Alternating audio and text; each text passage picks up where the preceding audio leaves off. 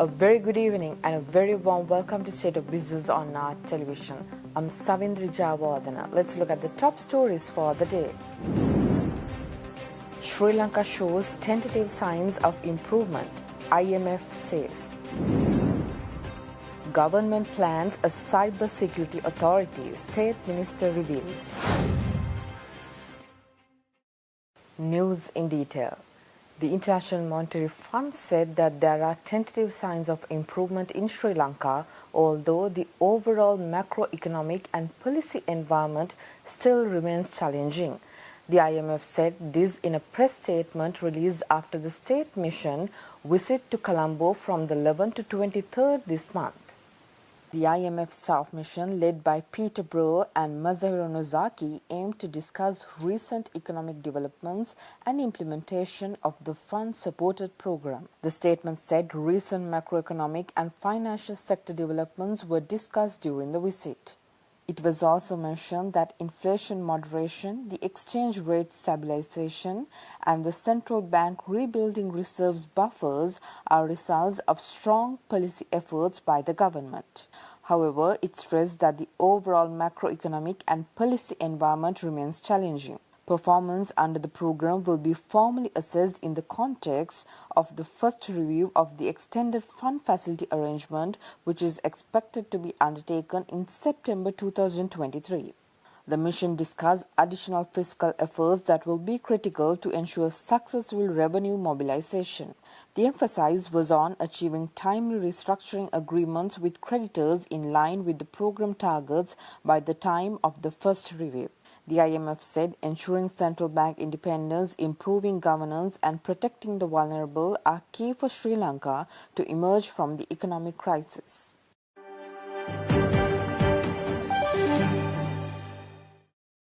In the meantime, the government has decided to increase incentives and exemptions for investment in the Colombo port city in an effort to lure more foreign investors. Cabinet spokesperson Minister Dr. Bandula Gunawardena revealed this decision at the post-cabinet meeting press briefing held recently. Cabinet spokesman and Minister Bandula Gunawardena said the exemptions and incentives will be granted to businesses of strategic importance under the Colombo Port City Economic Commission Act. He said the Commission may identify firms classified as strategic value and request the President or the respective minister to the Colombo Port City subject to recommend exemptions or incentives. The minister added that investments will be categorized as those with primary and secondary strategic importance while granting relevant exemptions or incentives. Colombo Port City has been established as a special economic zone by the Colombo Port City Economic Commission Act. The proposal to this effect submitted by President Ranil Wickremesinghe in his capacity as the Investment Promotion Minister was approved by the Cabinet of Ministers at its meeting on Monday.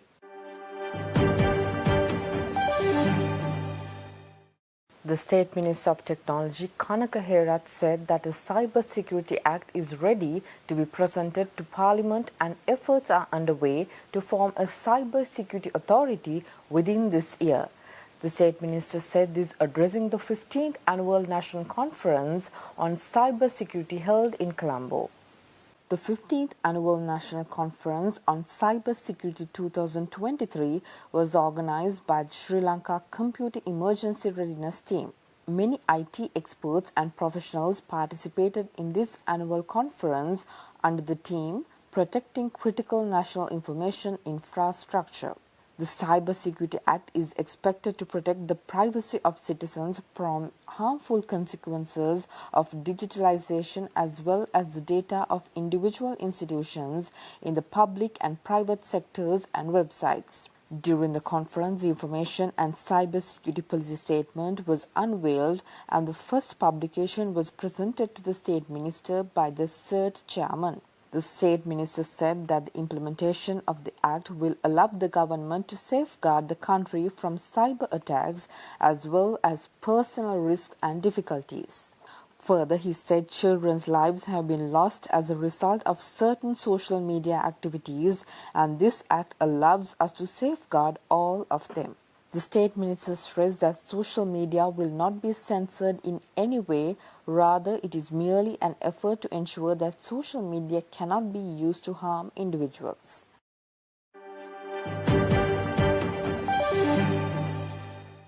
Stay tuned, we'll be right back after this break.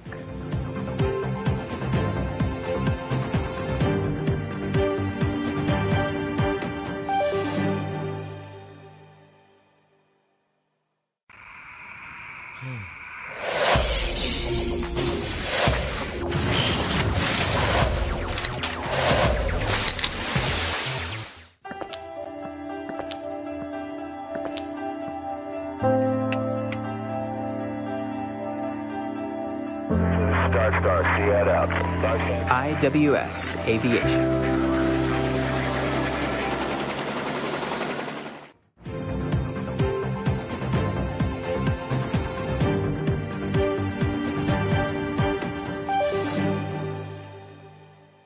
Welcome back after the break.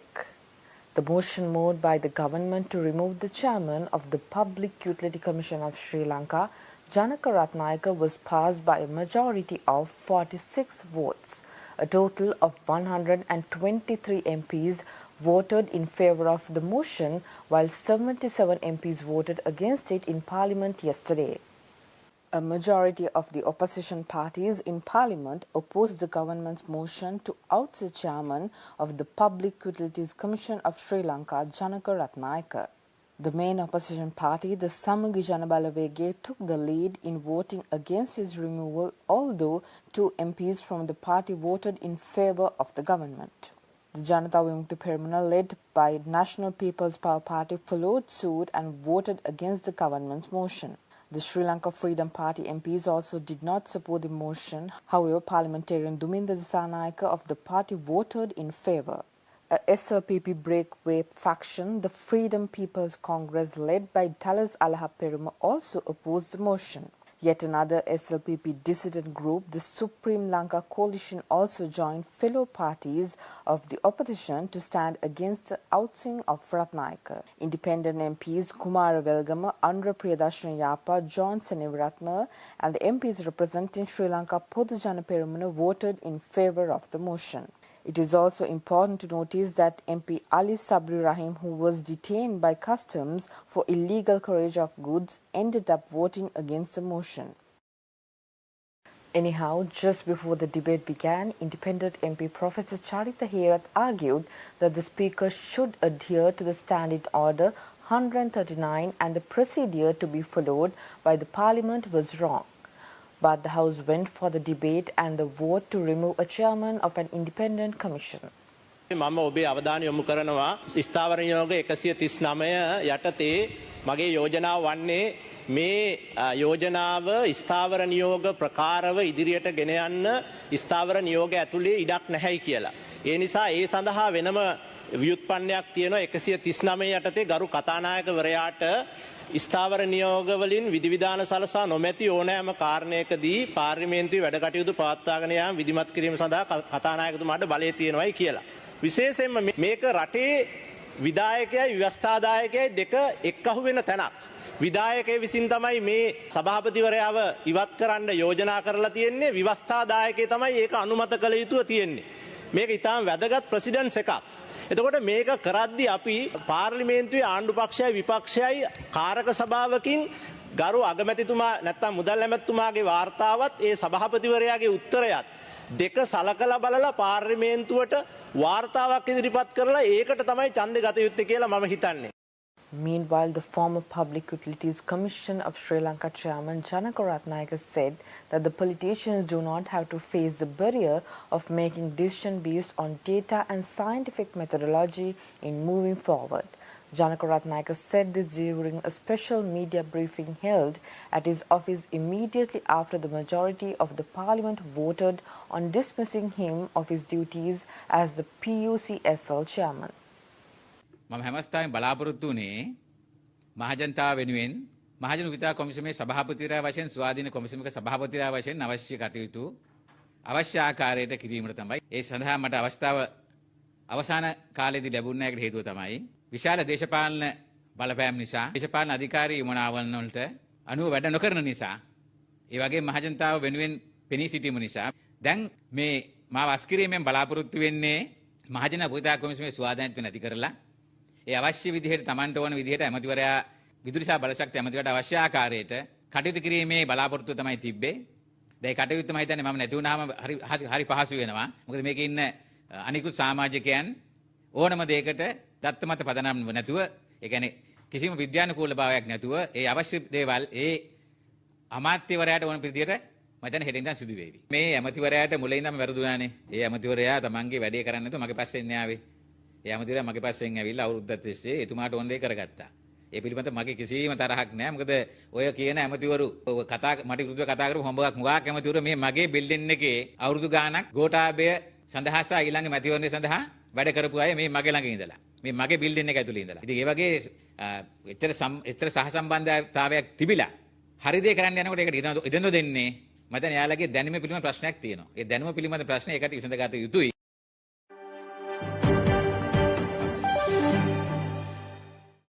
Stay tuned for stock updates.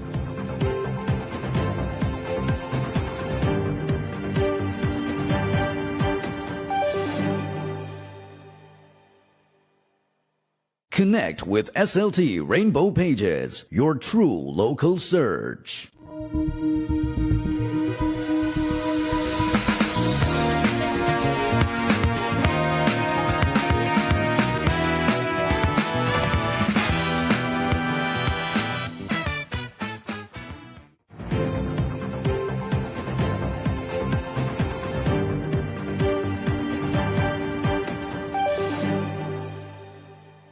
Welcome back. Trading at Colombo Stock Exchange ended on a negative note today.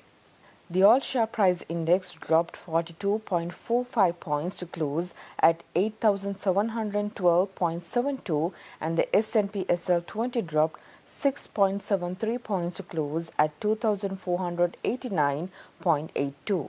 The turnover was 0.8 billion rupees and over 22 million shares were traded. Up next are forex rates.